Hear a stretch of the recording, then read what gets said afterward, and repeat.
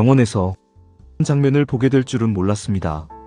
아픈 사람들만 있어야 할 그곳에서 누군가는 웃고 있었고 누군가는 눈물을 흘리고 있었습니다. 그리고 그 중심에는 한 사람의 노래가 있었습니다. 내가 그곳에 있었던 이유. 저는 오늘 아내와 함께 병원에 있었습니다. 제가 이곳을 자주 찾게 된 이유는 사실 한 번의 큰 사건 때문이었습니다. 작년 5월 어느 날 아침, 평소와 다름없이 출근을 준비하던 그 순간, 집에서 멀지 않은 곳에서 아내가 쓰러졌다는 연락을 받았습니다. 그 짧은 한 통의 전화가 제 하루를 아니 제 인생을 멈춰 세웠습니다. 급히 달려갔고 곧바로 응급실로 옮겨졌습니다. 그리고 들은 병명은 심근경색이었습니다. 눈앞이 하얘졌습니다. 다행히도 골든타임 몇 분을 남기고 아내는 다시 눈을 떴습니다. 그 짧은 몇 분이 저희 가족의 시간을 다시 이어주었습니다.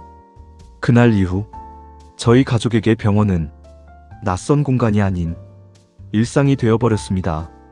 평범한 병원의 하루. 병원에 있으면 시간이 다르게 흐릅니다. 시계는 움직이지만 마음은 그 자리에 멈춰있는 느낌. 기다림, 걱정, 그리고 반복되는 하루. 환자도 힘들지만 그 옆을 지키는 보호자 역시 쉽지 않은 시간을 보내게 됩니다. 웃는 일이 점점 줄어들고 작은 희망 하나에 마음을 기대게 되는 곳. 그곳이 바로 병원입니다. 뜻밖의 안내방송. 그런데 오늘 점심시간이 가까워지던 순간 병원 안에 조금은 낯선 안내방송이 울려 퍼졌습니다. 잠시 후 환우들을 위한 특별 공연이 진행됩니다. 순간 조용하던 공기가 흔들렸습니다. 사람들의 발걸음이 하나둘 한 곳으로 모이기 시작했습니다. 이소나의 등장. 그리고 무대에 오른 사람은 바로 이소나였습니다. 방송에서만 보던 그 가수가 병원 한가운데 환자들 앞에 서 있었습니다. 첫 곡이 시작되자 누군가가 환호하며 따라 불렀습니다. 울고 넘는 박달재. 하나같이 마음의 문이 열리기 시작합니다. 휠체어에 앉아있던 환우들, 조용히 지켜보던 보호자들, 그리고 병원 관계자들까지 모두의 시선이 하나 되어 박수치며 따라 불렀습니다. 한 곳으로 모였습니다. 그리고 조금씩 표정이 바뀌기 시작합니다. 현장의 변화. 힘겹게 손을 들어 박수를 치는 환우들, 노래를 들으며 고개를 끄덕이는 보호자들.